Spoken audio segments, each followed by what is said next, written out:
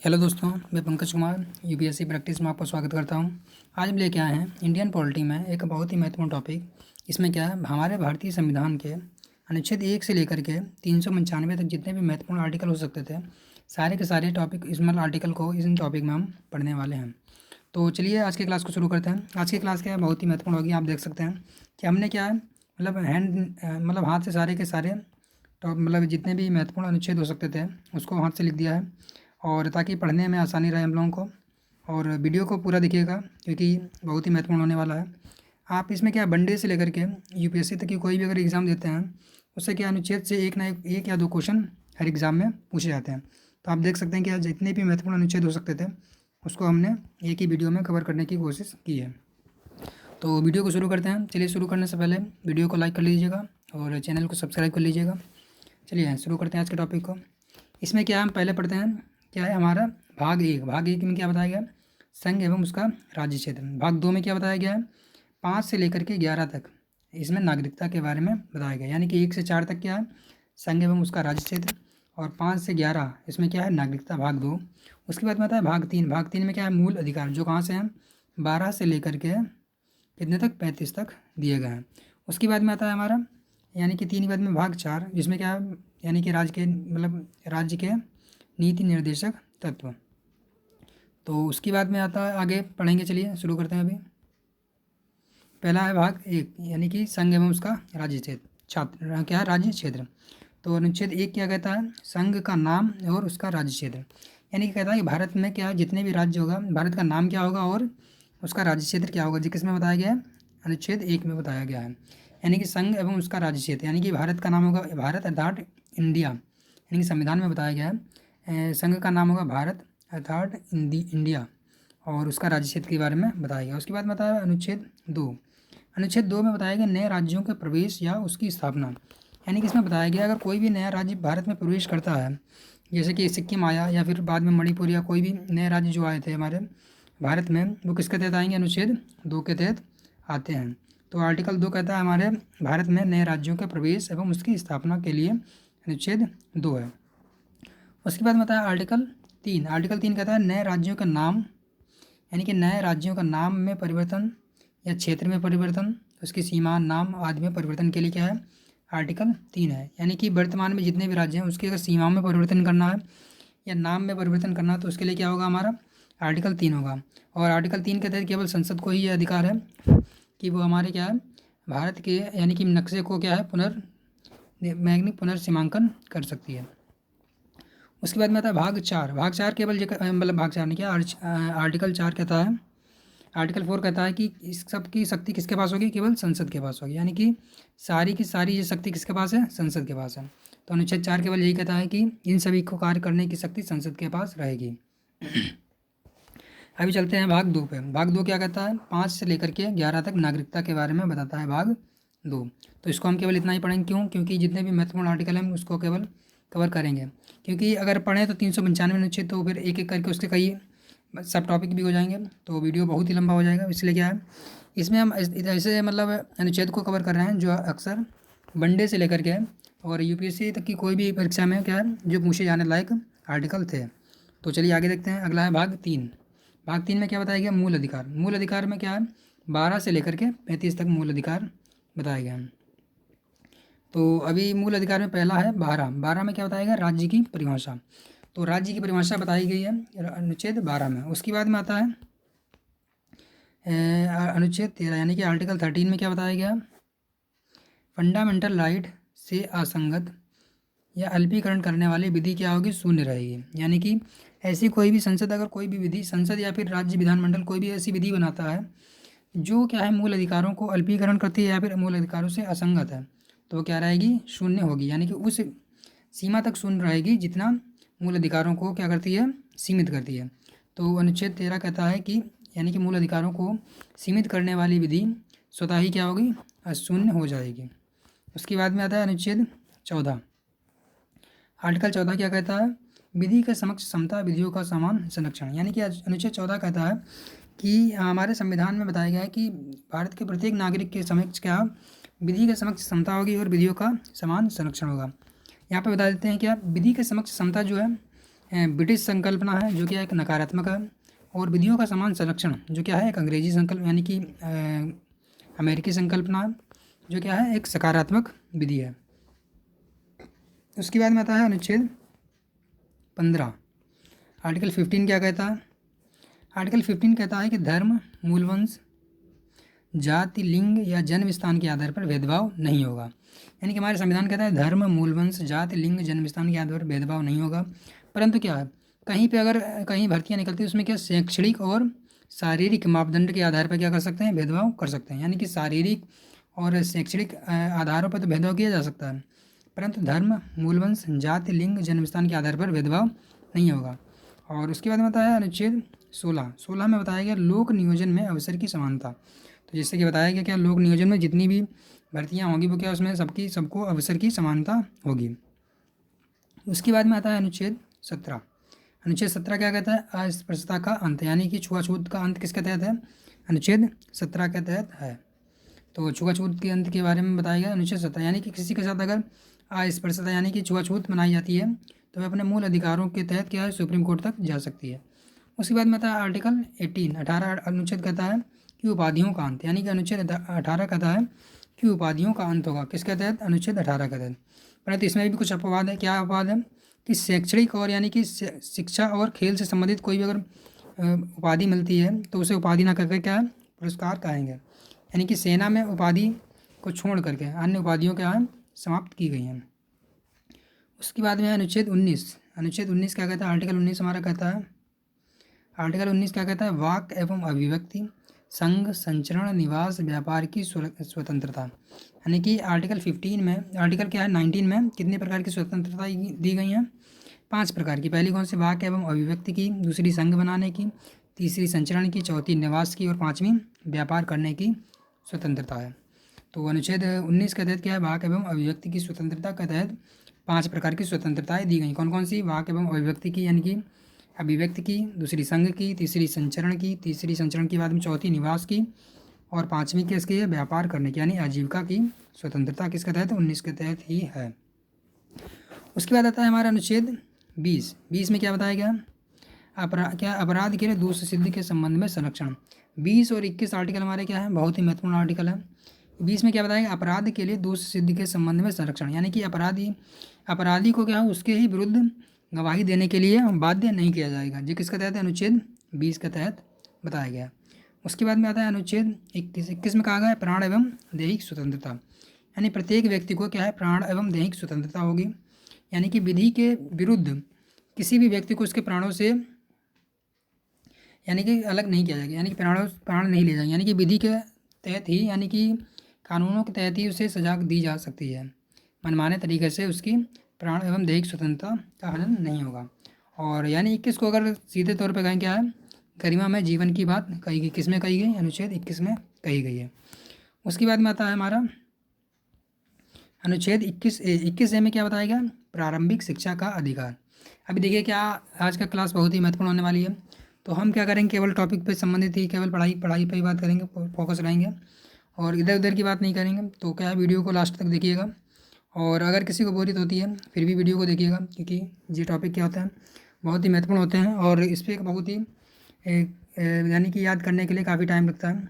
तो इस वीडियो के तहत अगर मेहनत की जा रही है तो क्या है वो सही से पढ़ना चाहिए। उसके बाद में करते हैं अनुच्छेद 21 पर क्या बताया? प्रारंभिक शिक्षा का अधिकार। तो चलिए आगे देखते हैं। आगे क्या है? अनुच्छेद 22 में क्या है? कुछ दिशाओं में क्या है? गिरफ्तारी और निरोध से संरक्षण। अनुच्छेद 22 कहता है कुछ दिशाओं में क्या है? गिरफ्तारी एवं निरोध से संरक्षण का अधिकार है। अनुच्छेद 23 क्या है? बलात्श्रम एवं मानव दुर्व्यवहार से संबंधित क्या संरक्षण है। यानी कि अनुच्छेद 23 और 24 किससे संबंधित है? बलात्श्रम से संबंधित है, यानी कि बलात्श्रम और मानव दुर्व्यवहार नहीं होगा। अनुच्छेद 24 क्या कहता है? बाल श्रम निषेध। अनुच्छेद 24 कहता है यानी कि बाल श्रम का निषेध होगा। इसमें ये बताया गया कि 14 वर्ष से कम उम्र के बच्चों को क्या यानी कि गंभीर यानी कि दुर्घटना से गंभीर जो कारखाने होते हैं उसमें नियोजित नहीं किया जाएगा। तो किसके तहत? अनुच्छेद 24 के तहत। उसके बाद में आता है हमारा अनुच्छेद 25 क्या है? धर्म की स्वतंत्रता का अधिकार कहते हैं इसमें 25 है। इसमें क्या है? अंतःकरण से धर्म को मानने, आचरण, प्रसार करने की स्वतंत्रता। किसके तहत? अनुच्छेद 25 के तहत है। उसके बाद में आता है हमारा अनुच्छेद 26। अनुच्छेद 26 क्या कहता है? धार्मिक कार्य के प्रबंध की स्वतंत्रता। यानी कि 25 में कहा है धर्म को मानने और आचरण और प्रसार करने की स्वतंत्रता है, परंतु अनुच्छेद 26 कहता है कि धर्म के कार्य के प्रबंध की स्वतंत्रता, यानी कि धार्मिक कार्य के प्रबंध की स्वतंत्रता क्या है? 26 के तहत। उसके बाद में आता है हमारा अनुच्छेद 27। अनुच्छेद 27 कहता है धर्म की अभिव्यक्ति के लिए कर नहीं होगा, यानी कि धर्म की अभिव्यक्ति के लिए कर नहीं होगा। 25 में बताया कि धर्म को मानने और आचरण की स्वतंत्रता। 26 में बताया कि क्या? धर्म के कार्य की प्रबंध की स्वतंत्रता। 27 में क्या बताया? राज्य क्या कोई भी धार्मिक कर नहीं लगाएगा। अनुच्छेद 28 क्या कहता है? देखते हैं। धार्मिक स्थल पर क्या उपस्थित होने की स्वतंत्रता, यानी किसी भी व्यक्ति को किसी दूसरे धर्म के यानी कि धार्मिक स्थल पर क्या उपस्थित होने के लिए बाध्य नहीं किया जाएगा। तो जो किसके तहत? अनुच्छेद 28 के तहत ही है। उसके बाद में था हमारा अनुच्छेद 29। चलिए देखते हैं अनुच्छेद 29 क्या कहता है। इसमें कहा गया अल्पसंख्यक वर्गों के हितों का संरक्षण। तो अनुच्छेद 29 और 30 भी क्या कहा? शिक्षा संस्थानों की स्थापना एवं प्रशासन का अल्पसंख्यकों को अधिकार। अल्पसंख्यकों को क्या होगा? अधिकार होगा। 29 में बताया गया अल्पसंख्यकों के हितों का संरक्षण होगा। 29 के बाद में 30 में बताया गया अल्पसंख्यक क्या है? अपने शिक्षा के संस्थान स्थापित कर सकते हैं और उसको प्रशासन का भी अधिकार उनको ही होगा। यानी शैक्षणिक संस्थान स्थापित करने का अधिकार किसके तहत है? अनुच्छेद 30 के तहत है। और उसको प्रशासन करने का अधिकार भी क्या है? उनको ही होगा, अल्पसंख्यक वर्ग को ही होगा। उसके बाद में आता है हमारा अनुच्छेद 32। अभी 31 को हटा दिया है, सीधे 32 पे आते हैं। अनुच्छेद 32 में क्या कहा है? संवैधानिक उपचारों का अधिकार। यानी कि संवैधानिक उपचारों का अधिकार का मतलब है कि इससे ऊपर के जितने भी हम अभी अधिकार पढ़ चुके हैं, अगर उसका कोई भी हनन करता है तो हम उसकी सुरक्षा के लिए इस आर्टिकल का यूज़ करेंगे। 32 के तहत ही कहाँ जाएंगे हम? सुप्रीम कोर्ट जा सकते हैं सीधे सीधे। तो अभी हमने क्या पढ़ दिया है? 12 से लेकर के 32 तक पढ़े हैं। और उसके बाद में आता है 33, देख लेते हैं। 3 बचे हैं। 33 में बताया गया सुरक्षा बल, यानी कि हमारे संविधान में बताया गया है अनुच्छेद 33 के तहत जितने भी सुरक्षा बल हैं उस पर क्या कुछ निर्बंधन रहेगा, यानी कि सुरक्षा बलों के अधिकार क्या होंगे? कुछ सीमित रहेंगे। परंतु 34 में बताया गया है सैन्य बलों द्वारा कुछ निर्बंधन, यानी कि 34 में बताया गया आफ्सपा, यानी कि सैन्य कानून के तहत, यानी कि कुछ सेना अगर किसी भी व्यक्ति के मूल अधिकारों का कुछ हनन करती है तो उसकी बाद में क्या भरपाई नहीं की जाएगी। तो किसके तहत? अनुच्छेद 34 के तहत। इसमें क्या आफ्सपा के बारे में बताया गया है, यानी कि आर्म्ड फोर्स स्पेशल एक्ट। उसके बाद में आता है हमारा अनुच्छेद 35। अनुच्छेद 35 क्या मुख्य रूप से कहता है कि संसद के संशोधन की शक्ति, यानी कि ऊपर के जितने भी अधिकार हैं उसमें संशोधन करने की शक्ति केवल किसके पास होगी? संसद के पास ही होगी। और संसद इसमें संशोधन कैसे करेगी? यानी कि संसद जो है 2/3 यानी कि विशेष बहुमत से ही संशोधन कर सकती है। तो अभी देख सकते हैं हमने कहाँ से लेकर के, यानी कि 1 से लेकर के 35 तक अभी पढ़े हैं। तो एक बार फिर से रिवीजन कर लेते हैं शॉर्ट में, उसके बाद में आगे बढ़ते हैं। तो अभी यहाँ पे पेन चेंज कर लेते हैं थोड़ी देर के लिए फटाफट, फिर उसके आगे पढ़ेंगे। चलिए देखते हैं हमने क्या पढ़ा। अभी पहले में पढ़ा हमने क्या है? संघ एवं उसका राज्य क्षेत्र, यानी कि एक में संघ का नाम एवं राज्य क्षेत्र के बारे में बताया है। और दूसरे में बताया गया कि नए राज्य अगर प्रवेश करना तो 2 के तहत आएगा। और वर्तमान राज्यों में अगर परिवर्तन करना सीमाओं में, नाम में, क्षेत्र में तो 3 का तहत। और 4 में क्या? संसद को यह अधिकार है। 5 में हमने क्या पढ़ा? 5 से लेकर 11 तक क्या मूल अधिकार है। 12 में राज्य की परिभाषा बताएगी। 13 में क्या है? और कोई भी विधि या कानून जो है मूल अधिकारों का असंगत है तो वह क्या उस सीमा तक शून्य यानी कि शून्य हो जाएगी। 14 में क्या बताया गया है? विधि की समक्ष समता, विधियों का समान संरक्षण। 15 में हमने पढ़ा है कि धर्म, मूलवंश, जाति, लिंग, जन्म स्थान के आधार पर क्या होगा? विभेद अगर होता है तो उसे निरोध होगा, यानी विभेद में निरोध होगा। 16 में बताया कि लोक नियोजन में अवसर की समानता होगी। 17 में हमने क्या पढ़ा है? अस्पृश्यता का अंत होगा। 18 में पढ़ा है उपाधियों का अंत। 19 में पढ़ा है वाक एवं अभिव्यक्ति की स्वतंत्रता, संघ बनाने की स्वतंत्रता, संचरण की, निवास की, व्यापार की स्वतंत्रता होगी। किसके तहत? 19 के तहत। उसके बाद हमने पढ़ा है क्या? 20 में पढ़ा है क्या? अपराध के लिए दोष सिद्धि के संबंध में संरक्षण। 21 में पढ़ा है यानी प्राण एवं दैहिक स्वतंत्रता और गरिमा में जीवन की बात की गई है। 21 में कहा है प्रारंभिक शिक्षा का अधिकार होगा। 22 में हमने पढ़ा है कुछ सीमाओं में गिरफ्तारी के लिए निरोध से संरक्षण। 23 में पढ़ा है बाल श्रम और मानव दुर्व्यवहार नहीं होगा। और 24 में पढ़ा है बलात् श्रम, यानी कि बाल श्रम का निषेध होगा। और इसमें क्या है? बलात् श्रम होगा, इसमें बाल श्रम है। 25 में बताया कि धर्म को अंतःकरण से मानने, आचरण और प्रसार की स्वतंत्रता है। 26 में बताया धार्मिक कार्य के प्रबंध की स्वतंत्रता। 27 में पढ़ा है धर्म के अकानी कर नहीं देना पड़ेगा। 28 में बताया धार्मिक स्थल पर उपस्थित होने का अधिकार क्या 28 के तहत है, मतलब उपस्थित होना या नहीं होना ये क्या आपकी निजी स्वतंत्रता होगी। उसके बाद हमने पढ़ा अनुच्छेद 29 में क्या पढ़ा है, अल्पसंख्यक वर्गों के हितों का संरक्षण होगा 29 के तहत। और उसके बाद हमने पढ़ा है 29 के बाद में 30 में पढ़ा है शैक्षणिक संस्थान स्थापित करना और प्रशासन करना अल्पसंख्यकों का अपना क्या है निजी अधिकार होगा। यानी कि अल्पसंख्यक अपने यानी कि जो इनकी प्रथाएं हों उसको संरक्षित करने के लिए अपने निजी शिक्षण संस्थान स्थापित कर सकते हैं और उसको प्रशासन करने का भी उन्हें अधिकार रहेगा। और 32 के तहत हमने पढ़ा संवैधानिक उपचारों का अधिकार, जिसके तहत हम क्या सीधे सुप्रीम कोर्ट में जा सकते हैं। तो यहाँ तक अभी हमने पढ़ा। उसके आगे 33 में पढ़ा है यानी सुरक्षा बलों पर कुछ निर्बंधन रहेगा मूल अधिकारों का। और 34 के तहत क्या है, सुरक्षा बलों को कुछ अगर संवेदनशील क्षेत्र हैं तो वहाँ पे क्या आपसपा लागू करने का अधिकार रहेगा। और 35 के तहत हमने पढ़ा है कि संसद को संविधान में मूल अधिकारों को संशोधन करने की शक्ति किसके पास होगी, संसद के पास होगी। तो इस प्रकार से हमने क्या 1 से लेकर के 35 तक की महत्वपूर्ण जितने भी अनुच्छेद थे सारे के सारे पढ़ लिए। अभी पढ़ते हैं भाग 4। भाग 4 में क्या है, राज्य के नीति निर्देशक तत्व। तो अभी भाग 4 को पढ़ते हैं आगे। यानी इसमें 36 में भी क्या बताया गया, राज्य की परिभाषा। जैसे कि 12 में बताया गया था राज्य की परिभाषा, वैसे ही 36 में भी क्या बताया गया, राज्य की परिभाषा। और 37 में क्या है, विधि के द्वारा बाध्यकारी नहीं होंगे। यानी कि आर्टिकल 37 कहता है जो हमारे फंडामेंटल राइट्स क्या थे, यानी कि मूल अधिकार जो थे बाध्यकारी थे, परंतु क्या राज्य के नीति निर्देशक तत्व जो हैं यानी कि बाध्यकारी नहीं होंगे। यानी कि इसे राज्य पे क्या है जरूरी, यानी जरूरी रूप से बाध्यकारी नहीं है कि वो इन्हें फॉलो करें, बस उसे क्या है यानी नैतिक रूप से मानना है बस। यानी कि अगर कोई भी विधि बना दी है तो इन पर ध्यान रखा जाएगा। उसके बाद में आता है 38। आर्टिकल 38 क्या कहते हैं, लोक कल्याण की अभिवृद्धि सामाजिक व्यवस्था। यानी कि लोक कल्याण की अभिवृद्धि करेगा राज्य और सामाजिक व्यवस्था बनाए रखने की कोशिश करेगा। उसके बाद में आता है अनुच्छेद 39 यानी कि 39 में क्या कहा गया, सामाजिक आर्थिक न्याय की दिलाने की राज्य का जिम्मेदारी रहेगी। किसकी रहेगी, राज्य की जिम्मेदारी रहेगी। उसके बाद में 39 में क्या बताया गया, समान न्याय और निःशुल्क विधिक सहायता। यानी कि 39A में क्या बताया गया, विधि यानी कि निःशुल्क विधिक सहायता किसके तहत मिलेगी, अनुच्छेद 39 के तहत मिलेगी। उसके बाद में बताया गया आर्टिकल 40 में क्या, ग्राम पंचायतों का गठन। तो आर्टिकल 40 क्या कहता है, ग्राम पंचायतों का गठन होगा। और 46 क्या कहता है, एस सी के कल्याण के लिए राज्य प्रयास करेगा। किसके तहत, आर्टिकल 46 के तहत। और उसके बाद में हमने क्या पढ़ा है, 46 के बाद में 49 क्या कहता है, 47 यहाँ पे छूट गया। 47 में बताया गया है, यहाँ पे बता देते हैं, 47 इंपॉर्टेंट है। क्या यहाँ पे बताया गया है, यानी कि व्यक्ति के क्या है, पोषण की स्वतंत्रता, यानी पोषण की ध्यान रखेगा, कौन रखेगा, राज्य। यानी कि व्यक्ति के यानी कि नागरिक जो है उसको क्या है, स्वच्छ एवं शुद्ध पोषण युक्त भोजन की दिलाने का जिम्मेदारी किसके पास रहेगी, राज्य के पास रहेगी। उसके बाद में आता है हमारा आर्टिकल 48 में क्या बताया गया, 48 भी छूट गया यहाँ पे, वो भी इंपॉर्टेंट है। 48 में बताया गया क्या है, पर्यावरण संरक्षण के बारे में बताया गया। और दुधारू पशुओं का संरक्षण भी क्या है, 48 के तहत ही होगा। और 48A एक है, उसके तहत भी क्या, पर्यावरण संरक्षण और हमारे क्या जो हमारे पर्यावरण की सुरक्षा के बारे में बताया गया, किसके तहत, 48 में। और इसके बाद में आता है हमारा 49 क्या कहता है, राष्ट्रीय महत्व के स्मारकों का संरक्षण और वस्तुओं का संरक्षण।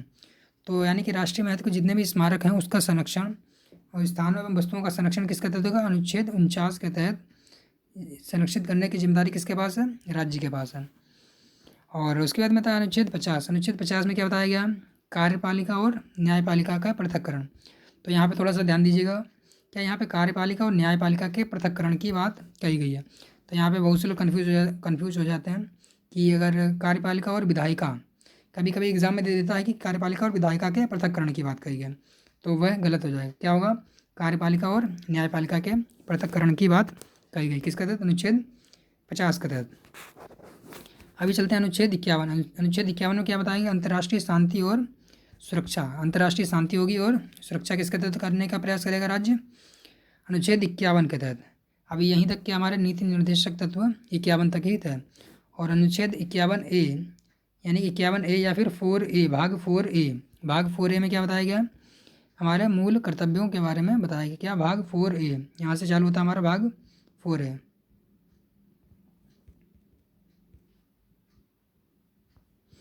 तो अभी फिर से एक बार देख लेते हैं हमने क्या पढ़ा अभी। राज्य के नीति निर्देशक तत्व। पेन चेंज कर लेते हैं फिर से एक बार। तो 36 में क्या पढ़ा है, राज्य की परिभाषा। 37 में पढ़ा हमने क्या, विधि के रूप में बाध्यकारी नहीं होगा, यानी कि विधि रूप से बाध्यकारी नहीं लागू करना, केवल नैतिक रूप से है। 38 में पढ़ा है लोक नियोजन के क्या है, लोक कल्याण की अभिवृद्धि और सामाजिक व्यवस्था रहनी चाहिए। 38 के बाद में 39 में पढ़ा सामाजिक आर्थिक राजनीतिक न्याय दिलाने की जिम्मेदारी किसके पास है, राज्य के पास है। और 38 के बाद में 38A में पढ़ा है सामाजिक समान न्याय और निःशुल्क विधिक सहायता किसके तहत होगी, 39A के तहत होगी। और 40 में क्या है, ग्राम पंचायतों के गठन की बात कही किसके तहत, 40 के तहत कही गई है। 1 मिनट साफ कर देते हैं यहाँ पे थोड़ा सा, ताकि देखने में आसानी रहे आपको। अभी 39 से क्या बताया, समान न्याय और निःशुल्क विधिक सहायता। 40 में ग्राम पंचायत बताया। 46 में क्या है, SC और ST के कल्याण की बात है। और 47 में क्या है, पोषणता की बात की, यानी कि पोषण युक्त भोजन दिलाना राज्य की जिम्मेदारी होगी नागरिकों को। 48 में क्या है, यानी कि राज्य जो है दुधारू पशु या फिर कृषि से संबंधित अभिवृद्धि के बारे में किस में बात की गई है, 48 में की गई है। और 48A में जो है, 48A में क्या बताया गया है, 48A में बताया गया है क्या, कि पर्यावरण का संरक्षण का मतलब जो दायित्व होगा किसके पास होगा, राज्य का होगा। उसके बाद में 48 के बाद में 49 में बताया गया राष्ट्रीय महत्व के स्मारकों का संरक्षण और वस्तुओं का संरक्षण का अधिकार भी राज्य का होगा। मतलब क्या है, जिम्मेदारी किसकी होगी, राज्य की होगी। किसके तहत, अनुच्छेद 49 के तहत। और अनुच्छेद 50 में बताया गया कार्यपालिका और न्यायपालिका के पृथक्करण की बात कही गई है। 50 के बाद में 51 में अंतर्राष्ट्रीय शांति और सुरक्षा का जिम्मेदारी राज्य रखेगा। और 51 में क्या बताया गया, मूल अधिकार क्या है, मूल कर्तव्य। 51 में क्या बताया गया, मूल कर्तव्य 51A, यानी कि मूल कर्तव्यों से संबंधित है, भाग 4A। अभी आता है भाग 5। भाग 5 में क्या बताया गया, संघ के बारे में। भाग 6 किससे, राज्य से संबंधित है। तो भाग 5 में क्या है, 52, अनुच्छेद 52 क्या कहता है। अभी आर्टिकल क्या है, 52 क्या कहता है, भारत का एक राष्ट्रपति होगा, जी किसके तहत है, अनुच्छेद 52 के तहत है। अनुच्छेद 53 में बताएगा संघ की कार्यपालिका शक्ति किसके तहत होगी, 53 में होगी। और 55 में बताएगा 55 अनुच्छेद क्या कहता है, आर्टिकल 55 क्या कहता है, राष्ट्रपति के निर्वाचन की रीति। तो राष्ट्रपति के निर्वाचन की रीति किसके तहत है, अनुच्छेद 55 के तहत है। उसके बाद में पुनर्निर्वाचन के लिए पात्रता किसके तहत है, अनुच्छेद 57 के तहत है। और 58 में बताया गया, एक बता देते हैं इंपॉर्टेंट है, क्योंकि 58 में बताया गया राष्ट्रपति के निर्वाचन के लिए आवश्यक जो भी मतलब कि आवश्यकताएं होंगी राष्ट्रपति के निर्वाचन हेतु विधि। और अनुच्छेद 63 में बताया गया उपराष्ट्रपति, यानी कि 52 में राष्ट्रपति और 63 में क्या है, उपराष्ट्रपति है। 64 में है राज्यसभा का पदेन सदस्य मतलब पदेन अध्यक्ष होगा, कौन होगा, उपराष्ट्रपति होगा। तो 63 के बाद में 64 भी आप याद कर सकते हैं। आगे देखते हैं क्या आगे है हमारा, 74 में बताया गया, यानी 47 में बताया गया राष्ट्रपति की सहायता एवं सलाह के लिए क्या होगा, मंत्रिपरिषद होगा। और राष्ट्रपति क्या होगा, मंत्रिपरिषद की ये जो सलाह होगा मानने के लिए बाध्यकारी होगा, बस एक बार क्या उसे पुनर्विचार के लिए कह सकता है। उसके बाद में आता है हमारा अनुच्छेद 76 में क्या बताया गया, महान्यायवादी। तो 76 में बताएगा महान्यायवादी के बारे में, तो महान्यायवादी। उसके बाद में आता है 78 में क्या बताया गया, प्रधानमंत्री का क्या कर्तव्य होगा, कि जो प्रधानमंत्री का कर्तव्य होगा कि क्या, प्राइम मिनिस्टर यानी कि राष्ट्रपति को जो है अपना जानकारी अगर मांगे तो दे। अगर राष्ट्रपति कोई भी जानकारी प्रधानमंत्री से मांगता है तो उसका कर्तव्य होगा कि वह राष्ट्रपति को उसके बारे में जानकारी दे। अभी आता है 79,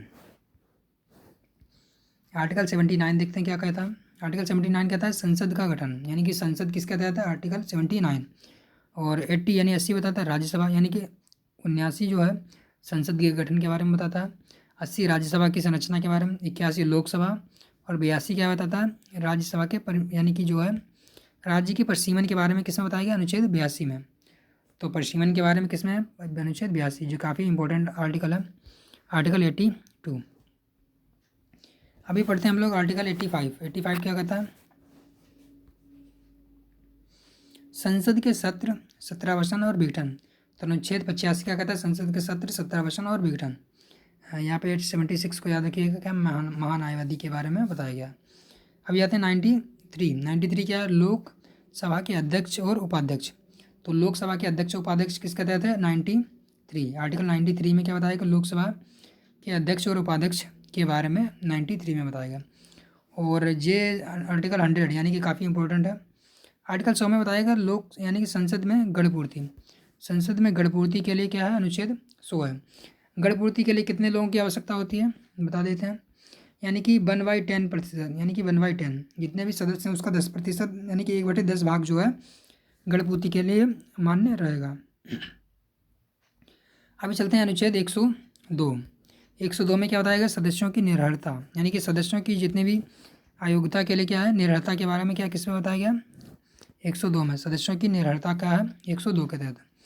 और 108 के तहत क्या, संयुक्त बैठक, अगर कोई भी विवाद होता है तो किस अनुच्छेद के तहत किया जाएगा, संयुक्त बैठक होगी। यानी कि लोकसभा और राज्यसभा में ही केवल संयुक्त बैठक होती है, ना कि राज्यों में राज्य विधानसभा और विधान परिषदों की संयुक्त बैठक का कोई भी प्रावधान हमारे संविधान में नहीं है।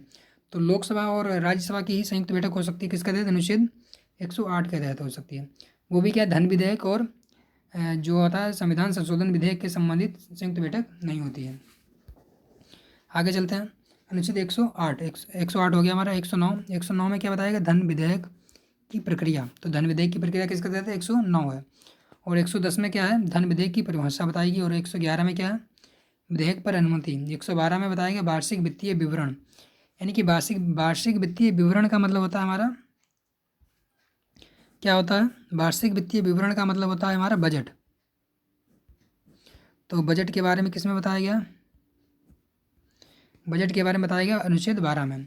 क्योंकि हमारे संविधान में क्या है, बजट शब्द का इस्तेमाल नहीं किया गया, परंतु क्या है उसके स्थान पे किसका इस्तेमाल किया गया, वार्षिक वित्तीय विवरण।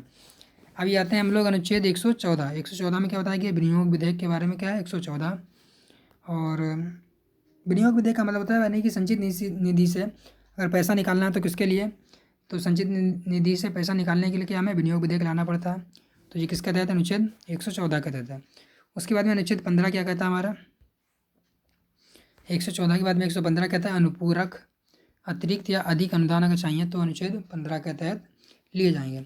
अभी ये हमारी क्लास क्या है, रिवीजन क्लास है, तो हम इसमें क्या डिटेल में नहीं जाएंगे, केवल क्या हम आर्टिकल को पढ़ेंगे उसके ऊपरी लेवल पे, ताकि क्या हमारा अगर कोई भी फैक्ट लेवल का अगर क्वेश्चन आता है तो उसको हम क्या सिंपली सॉल्व कर सकें। और एक नज़र में क्या हमारे संविधान के जितने भी आर्टिकल हैं उसको हम पढ़ सकें। तो इस क्लास का हमारा केवल यही उद्देश्य था।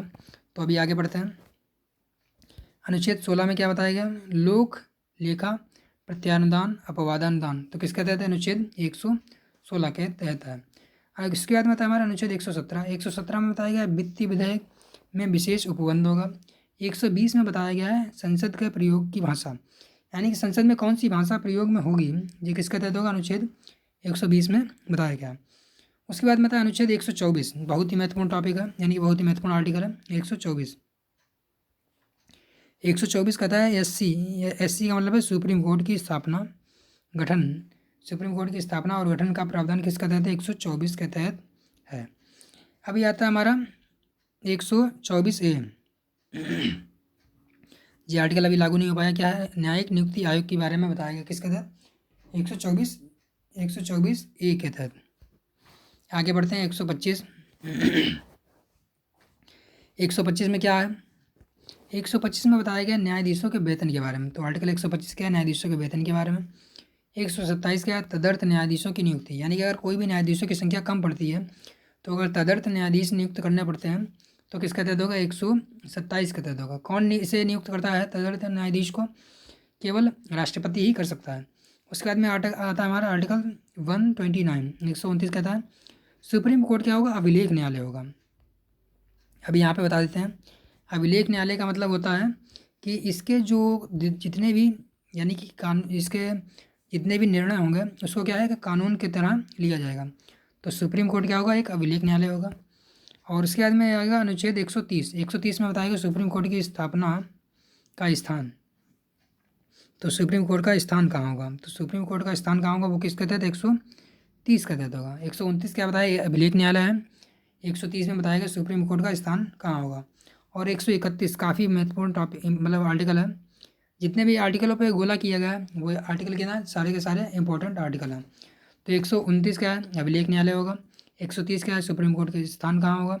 131 क्या कहता है, प्रारंभिक अधिकारिता, यानी कि आरंभिक अधिकारिता किसके पास होगी, सुप्रीम कोर्ट के पास होगी। किसके तहत? 131 के तहत। अभी आरंभिक अधिकारिता क्या होता है बता देते हैं। आरंभिक अधिकारिता का मतलब होता है कि कभी कभी होता है दो राज्यों में अगर झगड़ा हो जाता है, जैसे कि सामान्यतः दो व्यक्तियों में होता है, अगर राज्यों में झगड़ा हो जाए, जैसे कि पानी के विवाद से संबंधित हो सकता है या भूमि विवाद हो सकता है, नदियों से संबंधित हो सकता है, तो राज्य दो राज्यों या दो से अधिक राज्यों के बीच में अगर कोई झगड़ा होता है तो उसके लिए केवल कहाँ जाया जा सकता है? सुप्रीम कोर्ट में ही जाया जा सकता है। तो इसके लिए क्या होगा? आर्टिकल 131 है, जिसके तहत सुप्रीम कोर्ट में केवल जाया जाएगा। यहाँ पे अगर क्या है, संघ और राज्य के बीच में भी अगर झगड़ा होता है, यानी कि एक राज्य और केंद्र सरकार के बीच में अगर झगड़ा होता है, तो भी क्या होगा? 131 के तहत केवल सुप्रीम कोर्ट के पास ही आरंभिक अधिकारिता है। तो इसको ही कहते हैं आरंभिक अधिकारिता। तो 131 के तहत सुप्रीम कोर्ट की आरंभिक अधिकारिता।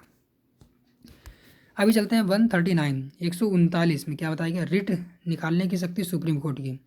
तो सुप्रीम कोर्ट की रिट से संबंधित शक्ति क्या है? 139 है।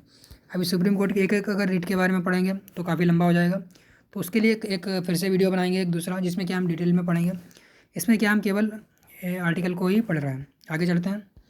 आगे 143 में क्या बताएगा? सुप्रीम कोर्ट के परामर्श की शक्ति राष्ट्रपति को। यानी कि अगर राष्ट्रपति सुप्रीम कोर्ट से कोई परामर्श लेना चाहता है तो किसका तहत लेगा? आर्टिकल 143 के तहत सुप्रीम कोर्ट से परामर्श ले सकता है। अभी यहाँ पे राष्ट्रपति के पास क्या है? विवेकाधीन शक्ति है, वह परामर्श लेना चाहता है या नहीं। परंतु अगर राष्ट्रपति परामर्श लेने के लिए सुप्रीम कोर्ट से कहता है तो सुप्रीम कोर्ट क्या है? बाध्यकारी है परामर्श देने के लिए। परंतु यहाँ पे क्या राष्ट्रपति क्या है? बाध्यकारी नहीं है कि परामर्श को माने या ना माने। आगे चलते हैं। अनुच्छेद 145 में क्या बताया गया? 145 में बताया गया न्यायालय के नियम क्या होंगे। उसके बाद में 148 क्या है? काफ़ी इंपॉर्टेंट ये भी है। 148 में क्या है? सुप्रीम क्या है? के बारे में, यानी कि comptroller and editor general of India, यानी कि वो क्या था? महान्यायवादी था। ये क्या है? नियंत्रक एवं महालेखा परीक्षक, जिसे क्या कहते हैं? के CAG किसे कहते हैं? नियंत्रक एवं महालेखा परीक्षक। तो इससे क्या है हमारा? 148 आर्टिकल 148 है इसके लिए। आगे क्या होता है हमारा? 153 किसके लिए है? राज्य के राज्यपाल, यानी कि राज्य का राज्यपाल होगा किसके तहत? 153 के तहत। परंतु अभी हमने इससे पहले क्या पढ़ा था? अनुच्छेद 52। तो अनुच्छेद 52 बताइए आप कमेंट बॉक्स में किसके लिए है? अनुच्छेद 52 किसके लिए है? हमारे राष्ट्रपति के लिए है। आगे चलते हैं। अनुच्छेद 155 क्या है? राज्यपाल की नियुक्ति का तरीका 155 में है, और उसकी पदावधि कितनी होगी? 156 में है। आगे राज्यपाल एक महाअधिवक्ता, राज्य का महाअधिवक्ता 165 में, 165 के तहत क्या है? राज्य का महाअधिवक्ता। अभी हम लोगों ने पढ़ा है आर्टिकल 148 यानी कि 148, वो किसके लिए था? अभी हमने बताया राज्य का यानी कि महान्यायवादी के लिए, वो देश का महान्यायवादी था। अभी राज्य का महान्यायवादी कौन होगा? उसे महाअधिवक्ता कहते हैं। यानी कि राज्य का महाधिवक्ता को क्या कहेंगे? 165 के तहत। आगे चलते हैं। राज्य विधानमंडलों का गठन किसके तहत होगा? 168 होगा। और 199 राज्य में धन विधेयक। अभी हम लोगों ने क्या पढ़ा था? धन विधेयक, जो क्या है? यानी कि लोकसभा में धन विधेयक किसके लिए था? इसके लिए कौन सा अनुच्छेद था हमारा? अभी देख सकते हैं हम। लोकसभा में धन विधेयक जो था हमारा क्या था? कहाँ पे गया?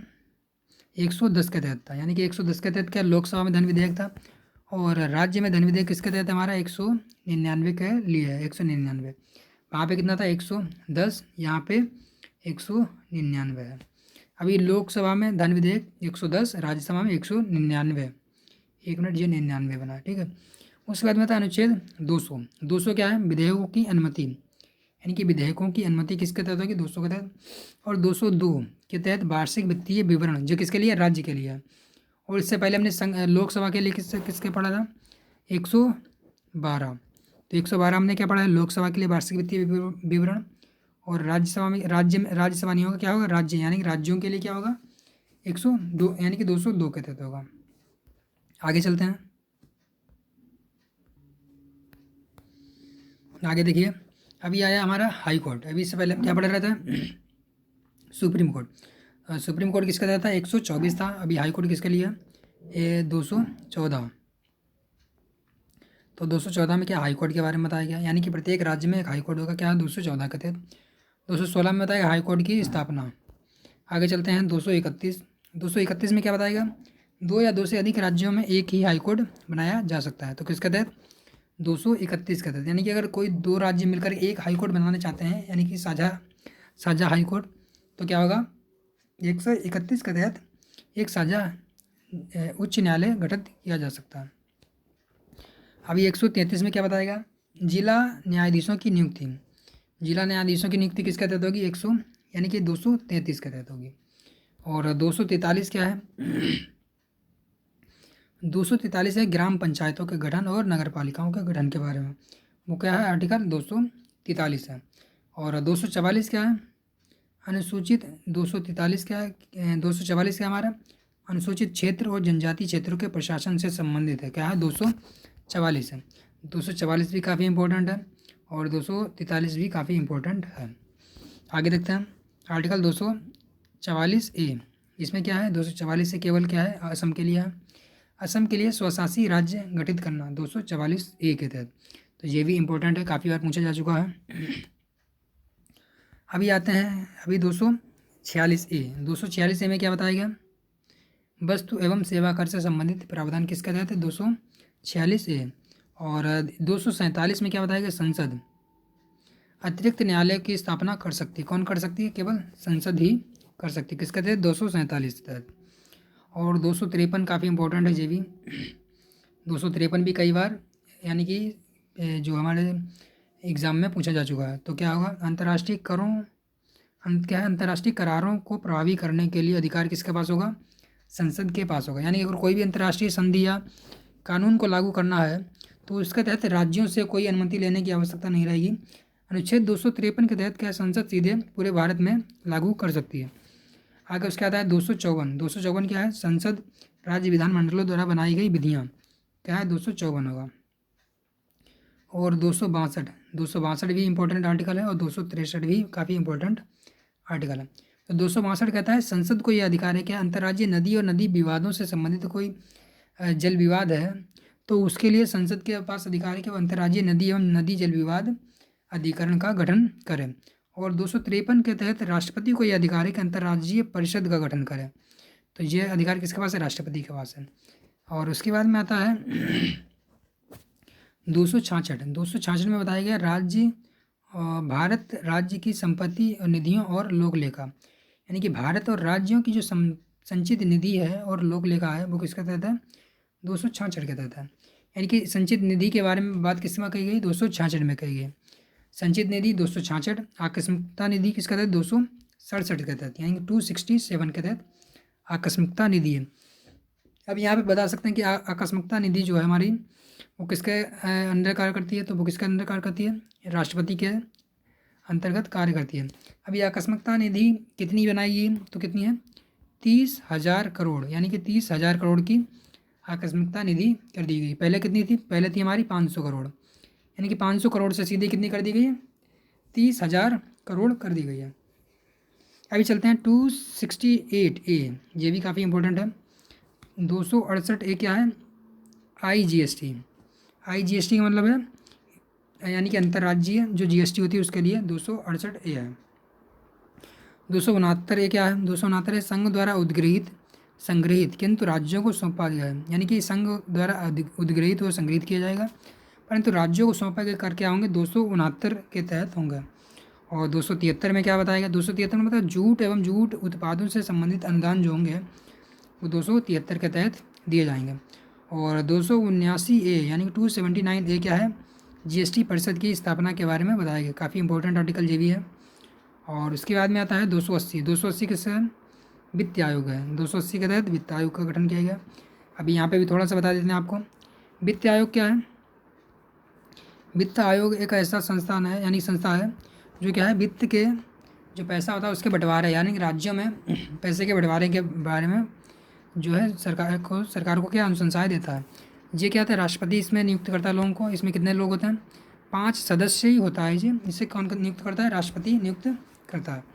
आगे चलते हैं 280 के बाद में आता है हमारा 300A।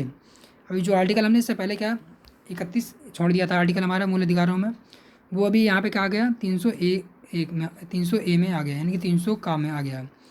इसमें क्या संपत्ति से वंचित करने की विधि केवल संसद क्या है विधि द्वारा ही बना सकती है, संसद विधि के द्वारा ही संपत्ति से वंचित कर सकती है। तो क्या होगा अनुच्छेद 300A या फिर 300 का भी कह सकता है। अभी चलते हैं 301 भी इंपॉर्टेंट आर्टिकल हमारा है काफ़ी। 301 में क्या बताया गया, व्यापार एवं वाणिज्य के समागम की स्वतंत्रता, यानी कि प्रत्येक राज्य में क्या व्यापार एवं वाणिज्य के समागम की स्वतंत्रता होगी, अनुच्छेद 301(a) के तहत। और 312 में क्या बताया गया, अखिल भारतीय सेवाएं के गठन का अधिकार किसके पास होगा, संसद के पास होगा। इसकी शुरुआत कहाँ से होगी, इसकी शुरुआत केवल कहाँ की, राज्यसभा से की जा सकती है। तो किसका तहत, अनुच्छेद 312 का तहत। 315 में बताया गया संघ एवं राज्यों के लिए लोक सेवाएं। 315 में संघ एवं राज्य के लिए लोक सेवाओं के बारे में बताया गया है। 323(a) क्या है, प्रशासनिक अधिकरण के गठन की बात करता है। 323(a) अभी बता देते हैं क्या, प्रशासनिक अधिकरण जो होता है हमारे, यानी कि जितने भी लोक सेवक होते हैं उनसे संबंधित अगर कोई भी विवाद होता है तो वो सीधे क्या प्रशासनिक अधिकरण में अपनी बात रख सकते हैं। और प्रशासनिक अधिकरण के अन्य कोई अधिकरण अगर गठित करना है तो 323(b) के तहत किया जाएगा। और 330 में क्या बताया कि लोकसभा में सुप्रीम कोर्ट, यानी कि लोकसभा में यहाँ पे क्या बताया गया, 330 बताया गया लोकसभा में SC और ST के स्थानों का आरक्षण, यानी कि आरक्षण की बात, अगर लोकसभा में आरक्षण की बात क्या है 330 में बताई गई। सुप्रीम कोर्ट ने यहाँ पे क्या ST बताया, यानी कि शेड्यूल कास्ट के बारे में बताया गया। तो लोकसभा में आरक्षण SC ST का आरक्षण होगा 330 के तहत है। आगे चलते हैं 338, थोड़े से ये आर्टिकल बचे हैं बस, अभी होने ही वाले हैं हमारे, तो क्लास को कंप्लीट देखिएगा। तो क्या है हमारा 338 में क्या बताया गया, ST आयोग, SC आयोग किसका तहत गठित किया जाएगा, यानी कि अनुसूचित जाति आयोग का गठन किसके तहत होगा, 338 के तहत होगा SC आयोग का गठन। और 338 से क्या ST आयोग, यानी कि अनुसूचित जनजाति आयोग का गठन किसके तहत होगा, 338(a) के तहत होगा। और 338(b) का गठन, B के तहत किसका गठन होगा, OBC आयोग का गठन होगा, यानी कि अन्य पिछड़ा वर्ग आयोग का गठन 338(b) के तहत होगा। और 342 क्या है, इकोनॉमिक वीकर सेक्शन, 342 से इकोनॉमिक वीकर सेक्शन के बारे में बताया गया। तो एक बार फिर से आर्टिकल का रिवीजन कर देते हैं क्या, 338 अनुसूचित जाति आयोग के लिए, 338(a) अनुसूचित जनजाति आयोग के लिए, 338(b) अन्य पिछड़ा वर्ग यानी कि OBC आयोग के लिए, और 342(a) economic weaker section EVS के लिए किया गया है गठन। अभी आता है 351। इन 351 में क्या बताया गया, हिंदी भाषा के विकास के लिए संसद क्या करेगी, निर्देश, संसद को निर्देश है, यानी 351 में बताया गया है। 351 में क्या बताया गया है, 351 में बताया गया हिंदी के भाषा के विकास के लिए संसद क्या निर्देश देते हैं। और 352 में क्या है, आपात के बारे में बताया गया। 352 में क्या है, राष्ट्रीय आपात। और 356 में राष्ट्रपति शासन के बारे में बताया गया। 352 है राष्ट्रीय आपात, 356 क्या है, राष्ट्रपति शासन। 358(1) के तहत आपात में कहते हैं, अगर 358 आर्टिकल के तहत यूज़ किया जाता है तो हमारा अनुच्छेद यानी कि मूल अधिकार 19 का है स्वतः ही निलंबित हो जाता है। और 358 का 359 यानी कि 359 के तहत अन्य अधिकारों को क्या है, राष्ट्रपति निलंबित करा सकता है, यानी कि 19 के तहत 358 के तहत क्या है, जो हमारा मूल अधिकार 19 से स्वतः ही निलंबित हो जाएगा। और 359 जो है इसके तहत राष्ट्रपति जो है अनुच्छेद 20 और 21 को छोड़ करके अन्य सारे अधिकारों को निलंबित कर सकता है चाहे तो। और आर्टिकल हमारा 360 में बताया गया है वित्त आयोग, यानी कि वित्तीय आपात किसका तहत है, 360 के तहत है।